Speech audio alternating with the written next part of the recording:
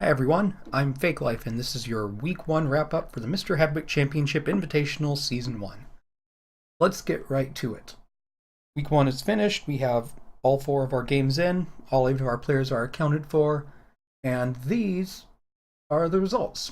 You see Torta 21175, I'm just going to call him Torta, beat Six-Legged Spider 2-1.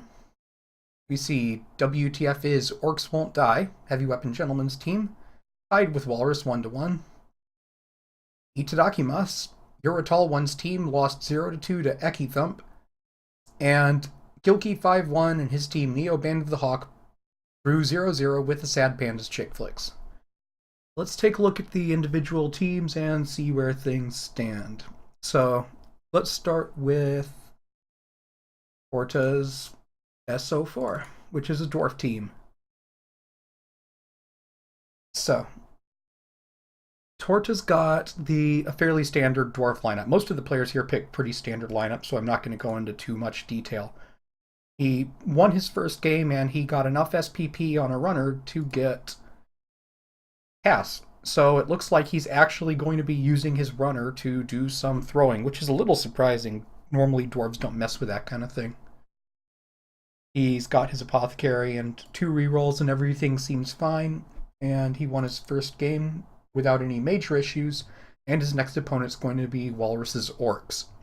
So things seem to be going pretty well for him. I'll be really interested to see what happens with this passing runner, what he decides to do with that. I don't know if he's playing around or if he just thinks passy dwarves are a good way to go with it. We'll find out. The other team that won is Eki Thump's The Heroes of Law, which is a Khorne Demon team.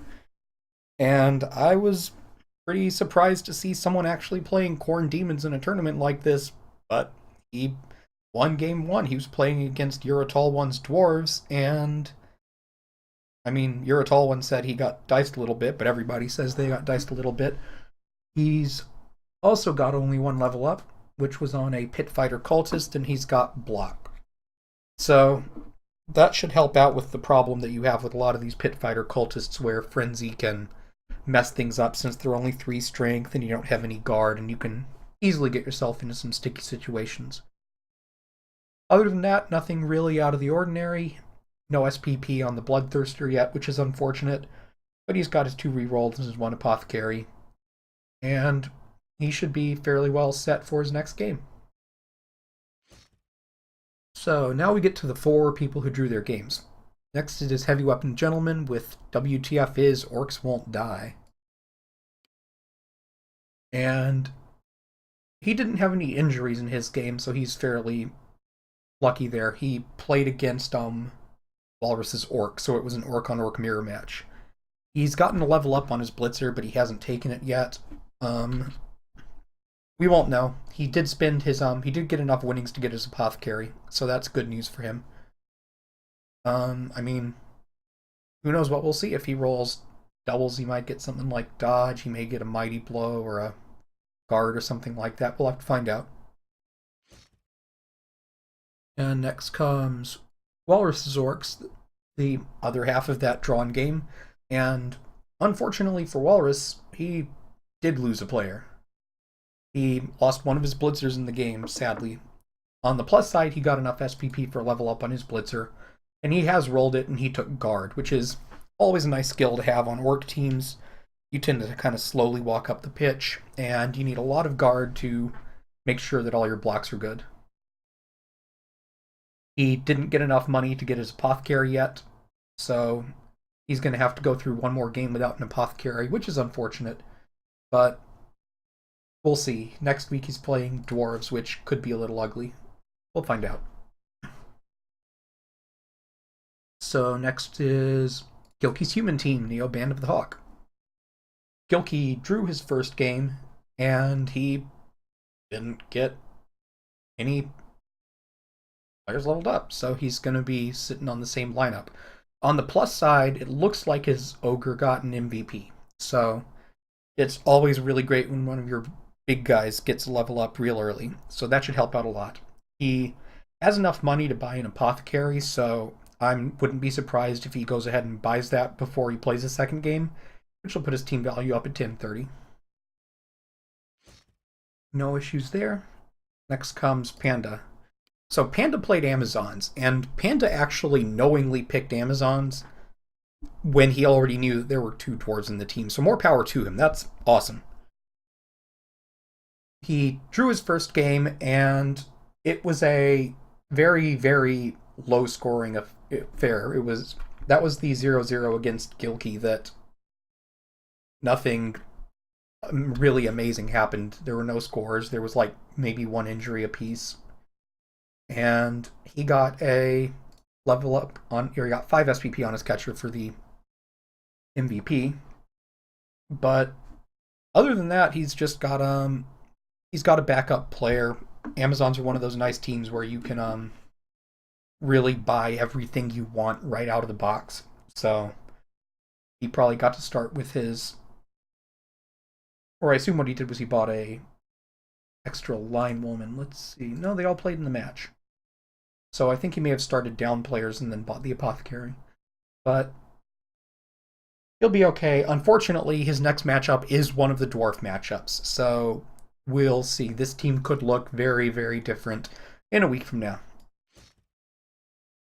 And now our two teams that sadly lost. The first one is Six-Legged Spiders Dark Elves, who definitely had one of the rougher games. They didn't lose any players, but two of their blitzers are going to be out next game, and the blitzers are really the stars of the Dark Elf team. One of them actually has a smashed knee, so he's going to have a niggling injury. But in this kind of a short format, I don't think he can really fire them. He did get a level up on one of his linos, which meant he got kick, and on any elf team, kicks is always nice. Sadly, he did not get the money to buy his apothecary, so he's going to be down 2 players, and he's going to be at risk of losing some more. But on the plus side, Dark Elf linemen are really, really solid. Even the loners are pretty decent. So hopefully he can make a good match of it in the next game and get these guys back and start working his way up. And finally, we have Tall One's Dwarf team, who lost to the Corn Demons. And it looks like he got one injury, he didn't score any points, and he got 1 MVP on his blocker. And other than that, it looks like he's at 1050 TV, so I think he got enough money in his loss to buy his apothecary, which is good news.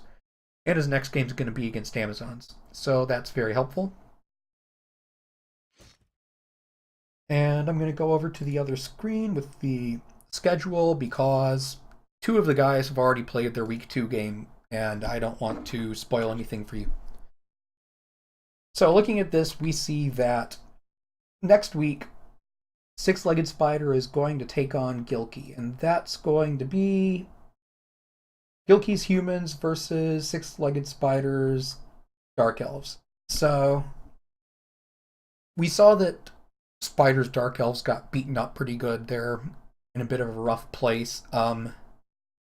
Gilkey didn't get any level ups, as I recall, but he got that Ogre SPP, so he'll really be looking to cause an injury on the line and get that Ogre level up. Just because of the players being out, I would tend to say that Gilkey has the advantage in this one, but it's really early and they're fairly low team values, and elves can always do stuff, so it's still going to be a good close game. The second game is going to be Tall One's Dwarves versus Panda's Chick Flicks, and it's Amazons versus Dwarves. I mean, Panda's a good player, but you've got to give the advantage to the Dwarves. The dodge of the Amazons just does nothing against almost all of his team. And this is one of the matches that Panda's been really scared of, obviously. So if he can come out of this one fairly, in fairly good condition, he's going to be in much better shape. But this could be the make or break match for him in this tournament. So we'll see what happens. Next is Heavy Weapons Gentleman versus Eki Thump. And Heavy Weapons Gentleman is playing Orcs, and Eki Thump's playing Corn Demons. Now, we know that Eki Thump actually won his match against Tall One. But in general, I would still give the advantage to whoever's not playing Corn. Corn is probably one of the weakest teams that's not an outright joke team like halflings or goblins or ogres or something like that. You can get yourself into a lot of trouble with Frenzy. Fortunately, it's not like Heavy Weapons Gentleman is going to have a ton of guard already and be screwing up frenzy blocks. So I would still give the advantage to the orcs, but I think it would be a whole lot worse if there was a little bit more SPP, but not, not super high EVs. And our final game is Torta versus Walrus, and this one has already been played, which is the reason I'm showing you a still shot of this. So I'm not going to tell you what I think about who wins, because I already know who wins. It is Torta's Dwarves versus Walrus's Orcs. So you would assume that would probably be a pretty good game. And that's it for our Week 1 wrap-up for the Mister Hadwick Championship Invitational. I'll see you guys in 1 week with the next week matchups and the results, and we'll talk about it all once again. Thanks for watching. See you next time.